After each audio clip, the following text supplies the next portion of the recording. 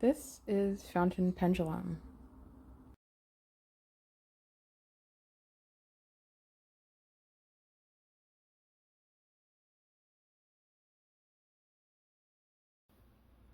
Take a look at this inkwell with me by Ferris Press.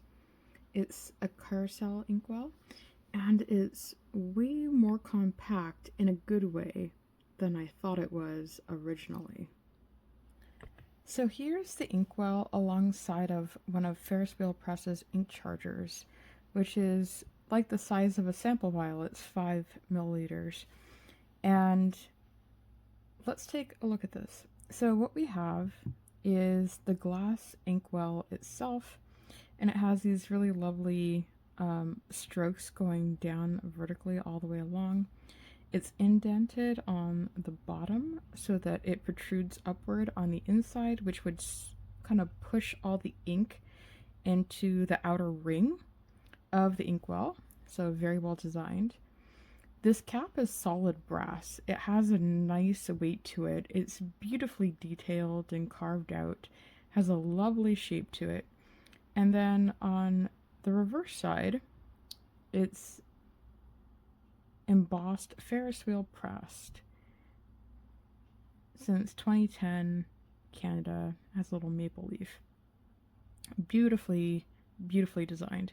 And then around here, we have a really lovely rubber kind of gasket, which gives it a very snug and soft landing, well, relatively soft, fitted to the glass when you put the cap on. So here are the basic features before we get this all inked up. That's the lid. This, it has, which I showed you before, the little ballpoint on top there. So then when you put that on the indent, it fits very securely.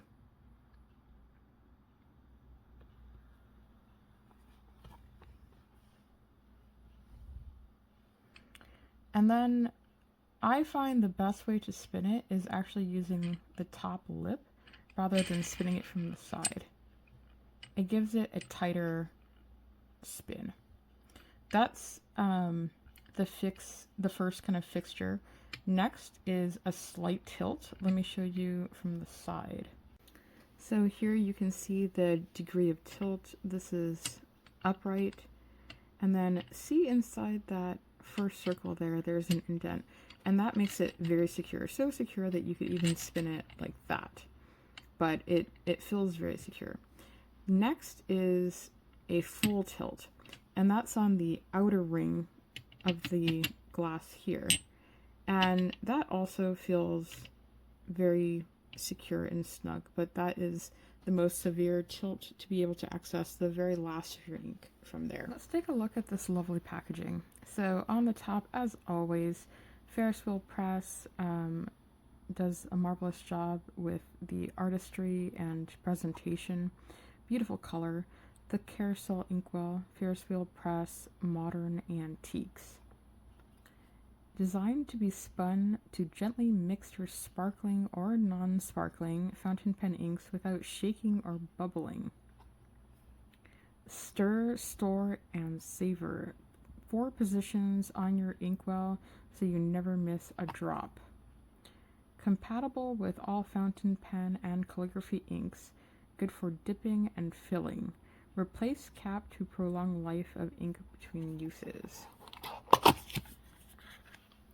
Instructions. Stir.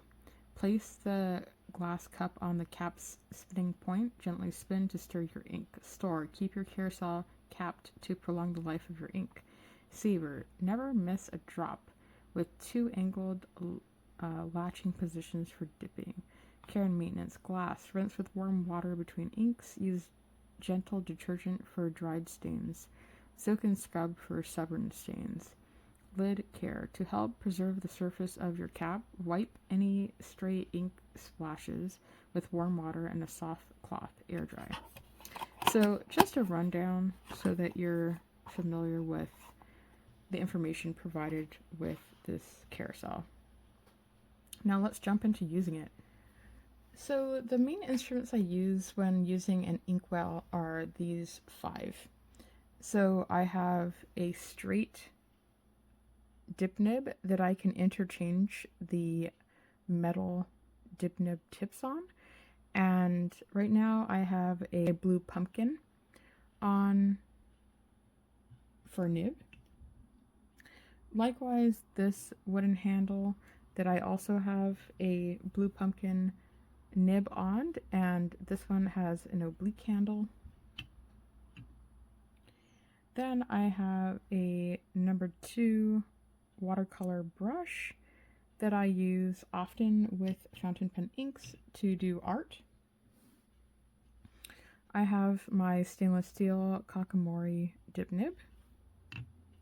And finally, I have this Sailor Hokuro Fude dip nib that I use quite often also. So these are the instruments that I would be using with the inkwell, and we'll try some of them out. One of the main reasons I would use an inkwell in the first place is because I want to use a shimmer ink. I don't often put shimmer ink in my fountain pens, and I have one pen that I kind of have designated to do that with, but even then it's not ideal.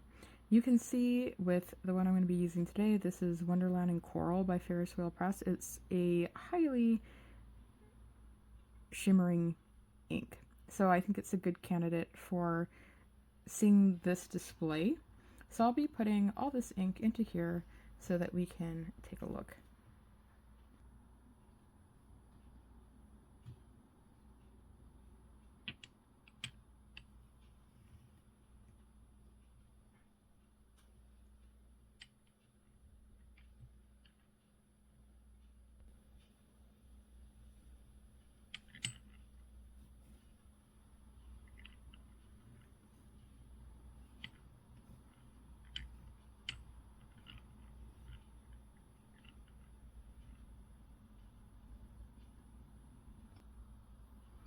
Now this has about 3 milliliters of ink in it.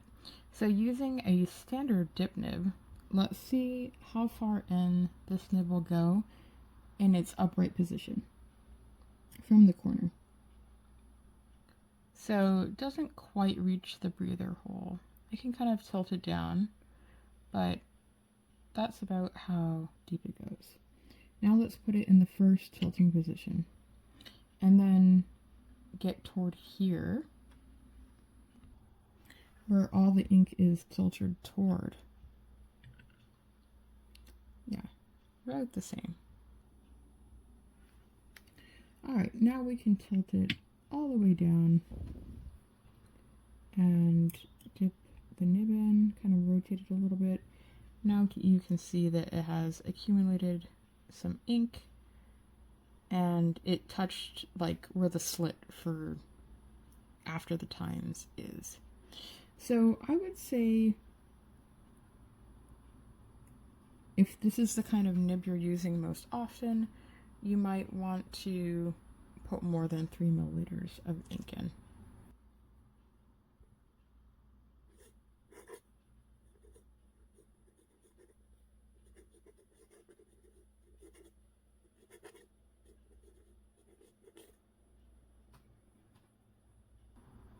Now for the Hokuro, this one is going to be able to reach, I think, a lot more easily. So going in at the normal angle,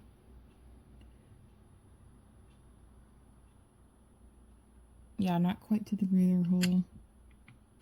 First tilt, almost, but not quite. And then again, all the way down. Now we have a full submersion all the way to the breather hole. I don't want too much ink, so I'm going to dip some off.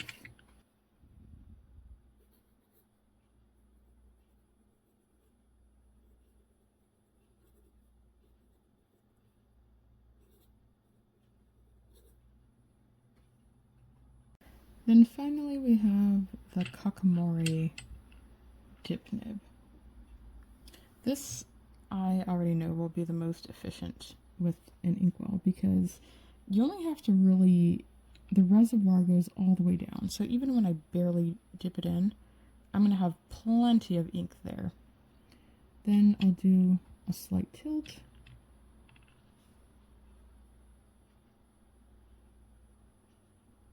And a full tilt.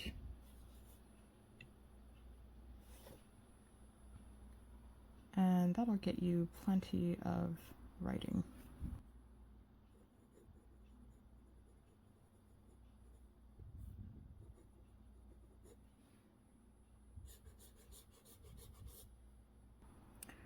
Overall, I've been very pleased with this inkwell. The design was very detailed and thought through, and much smaller than I had originally anticipated from when I had seen photos from marketing and things like that. All the details of this design have absolutely delighted me. From the quality that this product is made to, the size that's very small and compact for its uses, and again, the detail in the design that you have very smooth operation of spinning, and that you have 4 stages to set your inkwell to. I also I put a couple milliliters of ink in this. I used it and then I capped it for a couple days. There was, some degree of evaporation that took place, which is totally normal. But then when I cleaned it cleaned out very easily. Mind you, this is just a couple days, so depending on, what the climate is like and if things dry up and things like that. But it's made of glass and brass, so very durable materials. So I've been completely happy and pleased with all of this. I'd say, if anything, to nitpick, if there was anything to alter in the design, it would be perhaps to have either made the inkwell itself a little bit smaller, or to make the glass thicker so that it held less ink. The reason I say that is I would like to be able to put maybe 2 milliliters of ink in this inkwell and be able to dip in a dip nib, like a standard dip nib, and get it to that slit point with ease. And I find to be able to do that, if it's in a stationary position, you need like 5 milliliters of liquid, and then less, of course, if you're tilting it. But still, when I'm using an inkwell, it's usually because I am exploring or using a shimmer ink that I don't want to put in my fountain pen, or that I'm perhaps writing a letter or a note and I want to use a very specific ink to match the stationery, in which I don't want to ink up a whole fountain pen. I just want to use my dip pens. And in both of those uses, usually I'm only using a couple, like less than a milliliter. So to have to fill up the inkwell with like 5 milliliters or thereabouts to get ease of use is a little bit inconvenient for me, but not a huge deal in the end. So overall, fantastic product. I've enjoyed it incredibly, and I look forward to continuing to use it. Not to mention that it's also a very beautiful desk accessory that I enjoy having, using, and looking at on my desk regularly. Thank you for watching. Enjoy your inks and your inkwells. Share with us below what your favorite inkwell is in the description. I'll see you on the next one. It's all up to you now.